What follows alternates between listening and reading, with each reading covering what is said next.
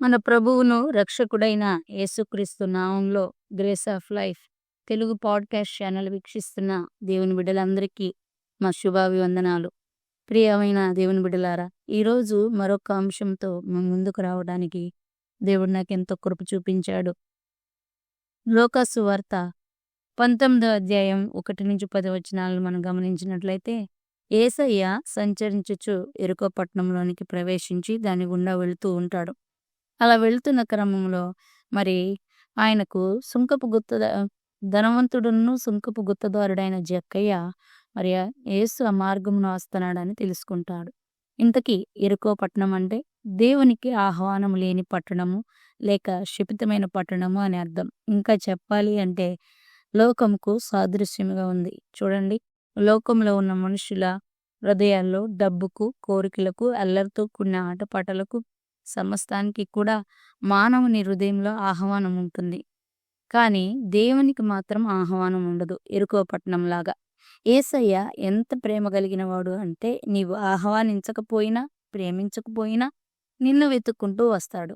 ఇలా వెళ్తున్న క్రమంలో ట్యాక్స్ కలెక్టర్ అనగా పన్ను కట్టించుకునే వ్యక్తి అయిన జక్కయ్య యేసయ్యను చూడాలని అనుకున్నాడు. కానీ జక్కయ్యకున్నటువంటి బలహీనత, జక్కయ్యకున్నటువంటి ఇది పొట్టివాడు.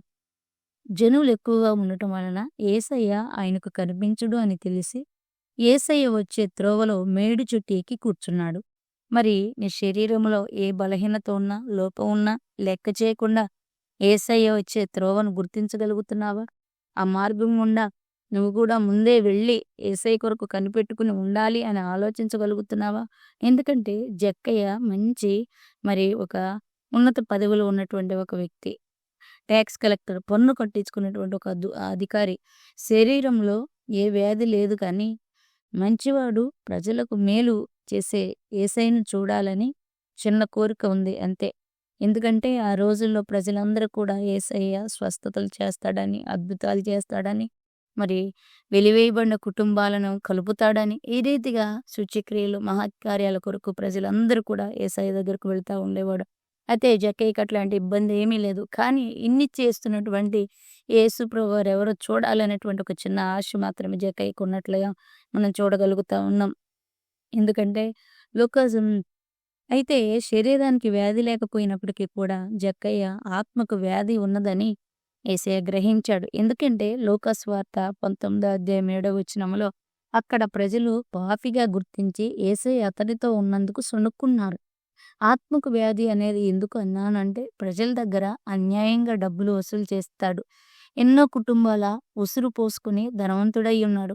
జనులు జక్కయ్యను బట్టి ఎంతో నలిగిపోయినటువంటి పరిస్థితులు మరి కనబడతా ఉన్నాయి. అలాంటి ఆత్మీయ వ్యాధి కలిగిన జక్కయ్యను యేసయ్య అంటాడు, జక్కయ్య త్వరగా యేసయ్య ఈ యొక్క జక్కయ్య ఎక్కినటువంటి చెట్టు దగ్గరకు వచ్చి ఆగుతాడు. ప్రియులారా, ఆగడం మాత్రమే కాదు కానీ అక్కడ నిలబడి పైకెత్తి చూసి, జక్కయ్య త్వరగా దిగిరా, నేడు నేను నీతో కూడా ఉండాల్సి ఉన్నది, నేడు నీ ఇంట నేను బస చేస్తాను అంటాడు.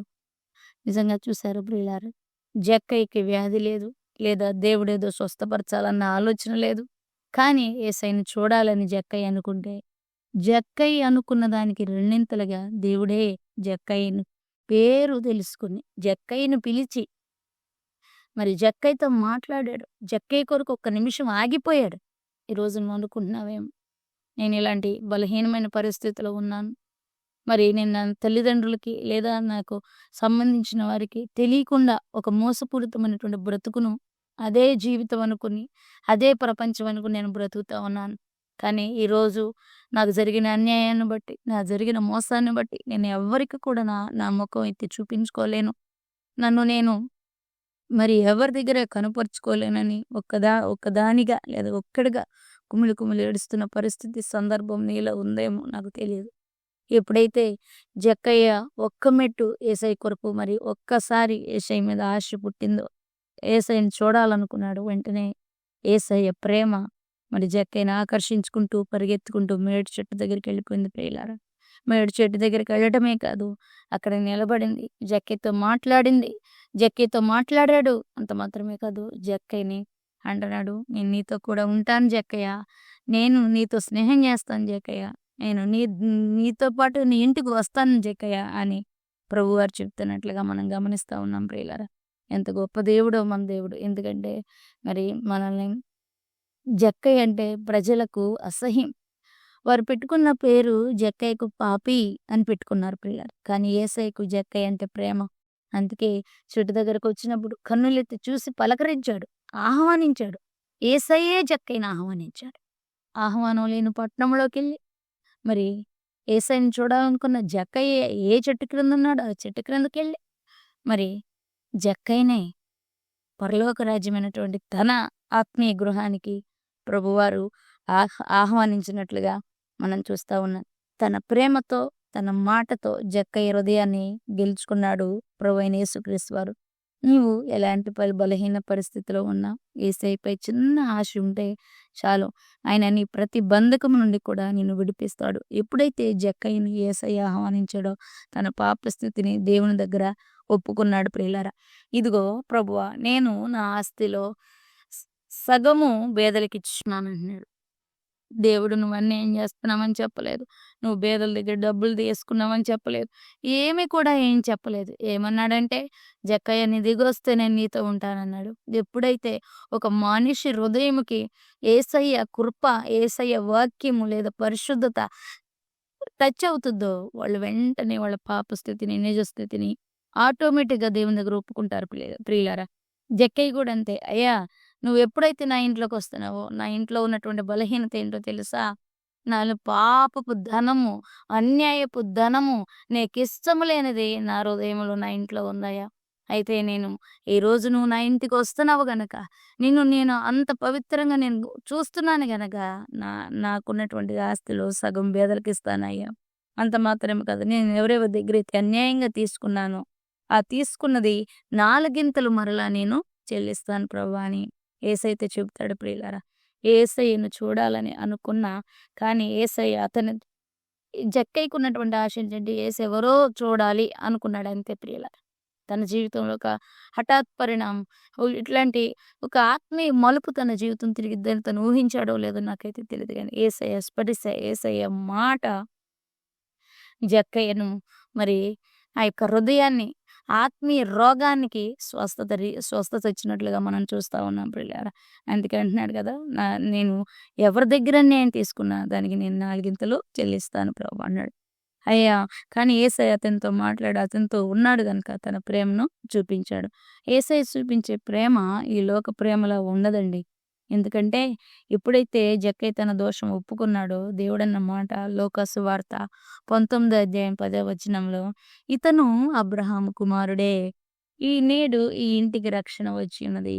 నశించిన దానిని వెతికి రక్షించుటకు మనుష్య కుమారుడు ఈ లోకానికి వచ్చాడు అన్నటువంటి గొప్ప మాటను ప్రభువారు రిలీజ్ చేశారు. ఎప్పుడైతే దేవుని ప్రేమ జక్కయ్యని ఆకర్షించిందో, తన పాపాన్ని ఒప్పుకొని పరిశుద్ధంగా రక్షణానందంతో దేవుని చేర్చుకున్నాడో, దేవుడు అంటున్నమాట, నువ్వు కూడా వాగ్దానం చేయబడిన అబ్రహాముకి కుమారుడవై, రెండోది నేడు నీ ఇంటికి రక్షణ వచ్చినది, మూడోది నశించిన దాన్ని వెతికి రక్షించడానికి మనుష్య కుమారుడుగా నేను ఈ లోకానికి వచ్చాను. చూసారా ప్రియమైన వారలారా, మనం ఏదైనా శ్రేష్టమైనది కోరుకుంటాం. మన నిజ జీవితంలో ప్రతిదీ శ్రేష్టంగా ఉండాలి అని అనుకుంటాం. కానీ యేసయ్య శ్రేష్టత లేని దానిని శ్రేష్టత కలిగిన దానిగా మార్చగలిగినటువంటి గొప్ప దేవుడని నేను అంటున్నాను. అంత మాత్రమే కాదు, శపితమైన దానిని ఆశీర్వాదంగా మార్చుటకు ఈ లోకానికి మనిషి కుమారుని రూపంలో ప్రభువైన యేసుక్రీస్తు వారు వచ్చారు. జక్కయ్య దేవుణ్ణి చూడాలి అనుకున్నాడు. అంతే, ఊహించని మలుపు జక్కయ్య జీవితంలో వచ్చింది. ఒక వ్యక్తిలో వచ్చిన పరిశుద్ధ మార్పు అక్కడ ప్రజలకు లాభము, సంతోషాన్ని కలిగించింది. అలాగే దేవునికి ఘనత, మరి మహిమలు తెచ్చింది. మరి చూసారా ప్రియులారా, అలాగే ఎన్నో సభలు, మీటింగ్స్, మరి ఫోన్ల ద్వారా, టీవీల ద్వారా, లైవ్ ప్రోగ్రామ్స్ ద్వారా దైవజనులు, మరి ప్రతి నిమిషము దైవజనుల ద్వారా దేవుడు మనందరి హృదయం అనేటువంటి తలుపు దగ్గరకు వస్తూనే ఉంటున్నాడు. కానీ మనం ఎంతవరకు దానిని ఆ యొక్క తలుపు తీసి దేవుణ్ణి ఆహ్వానిస్తున్నామో లేదో, మరి గ్రహించుకుంటున్నామో లేదో కూడా మరి మనం ఈరోజు గ్రహించుకోవాల్సినటువంటి అవసరత ఎంతైనా ఉందని ఈ ప్రోగ్రాం ద్వారా మీకు తెలియజేయడం జరిగింది. దేవుణ్ణి ఆహ్వానించుకునేటట్టుగా మరి ఆ ప్రోగ్రామ్స్‌లో ఏదో ఒకటి, ప్రోగ్రామ్స్ కాకపోయినా నీ చుట్టూ జరుగుతున్న సభలు, నీ మందిరం ఏదో ఒకటి నీకు దేవునికి నీ హృదయంలో ఆహ్వానం ఉండేటట్లుగా పురుకొల్పబడితే నాకంతే చాలు. ఒకసారి దేవుణ్ణి ఆహ్వానించుకున్నాడు. నీ జీవితం ఆశ్చర్యంగా మలుపు తిరిగి అనేకులకు దీవెనకరంగా మారిపోతుంది. జక్కయ్యలాగా నువ్వు కూడా యేసయ్యని ఎప్పుడైతే ఆహ్వానించుకుంటావో నీ జీవితం కూడా అనుకోని మలుపు తిరిగిద్ది ప్రియులారా. మలుపు తిరగటం మాత్రమే కాదు గానీ, నువ్వు అనేకులకు దీవెనకరంగా మారిపోతావు. గుర్తుంచుకో, మరణించిన తర్వాత నీ ఆత్మ దేవుని దగ్గరికి వెళ్ళాలి. అంటే పాపంలో ఉన్న నీవు యేసయ్య రక్తం ద్వారా రక్షింపబడాలి. అంత మాత్రమే కాదు, ఈ లోకంలోనే నీ ఆత్మను యేసయ్య రక్తం ద్వారా రక్షించుకుని, నిత్య జీవం పొందుకుని, నిత్య రాజ్యం స్వతంత్రించుకోవాలి. అందుకే భక్తుడు అంటాడు, నరుని ఆత్మ యెహోవా పెట్టిన దీపము అని. గనుక నీ ఆత్మను రక్షించగలిగింది యేసయ్య రక్తమని గుర్తుంచుకో. జక్కయ్యకి కలిగిన ఆ పరివర్తన ఆత్మ మనందరికీ కూడా దేవుడు అనుగ్రహించునుగాక. ఆమేన్. ఈ ప్రోగ్రామ్ మీ యొక్క ఆత్మీయ జీవితమును బలపరిస్తే దయచేసి మరి లైక్ చేయండి, షేర్ చేయండి. అలాగే మీకు ఈ యొక్క ప్రోగ్రాం ద్వారా, ఈ యొక్క వర్తమానాల ద్వారా మరి ఒక కామెంట్‌ని మాకు తెలియచేయండి. అట్లాగే మీకు నచ్చినట్లయితే సబ్స్క్రైబ్ కూడా చేసుకోవాలని ప్రభు పేరిట మీకు మనవి చేస్తూ ఉన్నాను. ఎందుకంటే మరి ఈ ప్రోగ్రాం ఆధ్యాత్మికంగా జరగడానికి దేవుని కృప, దేవుని మాట్లాడిన విధానాన్ని బట్టి మేము చేయగలుగుతున్నాం గనుక మీరు విని వదిలిపెట్టొద్దు, కానీ పూర్తిగా వీడియోని చూడండి, సబ్స్క్రైబ్ చేసుకోండి, లైక్ చేయండి, మరి కామెంట్ చేయమని కూడా ప్రభు పేరిట మీకు తెలియజేస్తూ ఉన్నాను. మరి దేవుని కృప మనందరికీ తోడై ఉండును గాక. ఆమేన్.